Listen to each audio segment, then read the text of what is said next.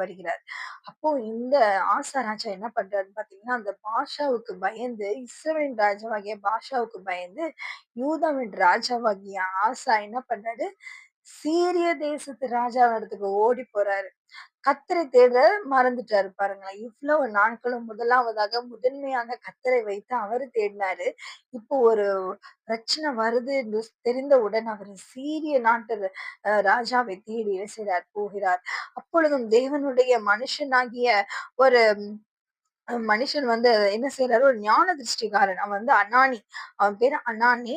2 நாளாகமம் 16ஆம் அதிகாரம் 7ஆம் வசனம். அக்காலத்திலே ஞான திருஷ்டிக்காரனாகிய அனானி யூதாவின் ராஜாவாகிய ஆசாவினிடத்தில் வந்து அவனை நோக்கி, நீர் உம்முடைய தேவனாகிய கர்த்தரை சார்ந்து கொள்ளாமலும் சீரியாவின் ராஜாவை சார்ந்து கொண்டபடியினால் சீரியாவின் ராஜாவின் ராணுவம் உமக்கு கைக்கு தப்பி போயிற்று. மிகவும் ஏராளமான ரதங்களும் குதிரை வீரரும் உள்ள ஏத்தியோப்பியரும் லூபியரையும் மகா சேனையா இருந்தார்கள் அல்லவா? நீர் கர்த்தரை சார்ந்து கொண்ட போதோவெனில் அவர்களை உமது கையில் ஒப்புக் கொடுத்தாரே. உனக்கு இதுக்கு முன்பதாக ஏத்தியோப்பியர்கள் உனக்கு விரோதமாக வந்தாங்க. அப்பெல்லாம் நீ கர்த்தரை தேடின. அவங்கள உன் கைகள்ல கர்த்தர் ஒப்புக் கொடுத்தாரே. நீ அதை மறந்துட்டியே. நீ மறந்து அதற்குள்ளாக நீ யார தேடி போயிட்ட? சீரியாவின் ராஜாவை தேடி போயிட்டேன்னு என்ன செய்றாரு அவர் சொல்கிறார். பிரியமானவர்களே, இன்னும் அவர் அழகான ஒரு வார்த்தை சொல்லியிருப்பார். 2 நாளாகமம் 16ஆம் அதிகாரம் 9ஆம் வசனம். தம்மை பற்றி உத்தம இருதயத்தோடு இருக்கிறவர்களுக்கு தம்முடைய வல்லமையை விளங்கு பண்ணும்படி கர்த்தருடைய கண்கள் பூமி எங்கும் உலாவிக் கொண்டிருக்கிறது.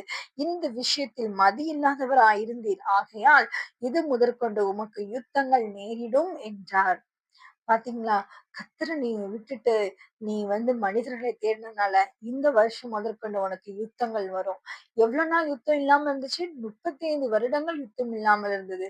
ஆனா, எப்ப கர்த்தரை தேடாமல், இதற்கு முன்பதாக தேவன் கொடுத்த வெற்றிகளை எல்லாம் அவர் மறந்துட்டு, ஏத்தியோப்பியர்கள், லூபியர்கள் வரும்போதெல்லாம் நீ கர்த்தரை தேடினபடினால, அவங்க மகா சேனையா இருந்தாங்க. பெரிய சேனையா இருந்தாங்க. ஆனா, நீ கர்த்தரை தேடினபடினால நீர் வெற்றி அடைந்தீர். ஆனால் இப்பொழுதோ நீர் கர்த்தரை தேடாமல் மனிதரை தேடி போனீர். ஆகையினால் இதன் முதற்கொண்டு உமக்கு யுத்தங்கள் நேரிடும் என்று சொல்லி அஹ் அங்கே சொல்லுகிறார். பிரியமானவர்களே, இன்றைக்கும் கூட நாம் அப்படிதான் இருக்கிறோம் அல்லவா? கர்த்தரை தேடாமல் சில நேரங்களில் அவசர முடிவாக ஒரு மதி இல்லாதவர்களாக மனிதர்களை நாம் என்ன செய்யறோம்? முதன்மைப்படுத்தி அவர்களை நாம் தேடுகிறோம். பிரியமானவர்களை, இன்னும் கூட 12ஆம் வசனம். ஆசா அரசாண்ட 39ஆம் வருஷத்திலே தன் கால்களில் வியாதியை கண்டு அவன் நோவு மிகவும் உக்கிரமமாயிருந்தது. அவன் தன் வியாதியினும் கர்த்தரை அல்ல பரிகாரிகளையே தேடினான். பிரியமானவர்களே, கர்த்தர் அவருக்கு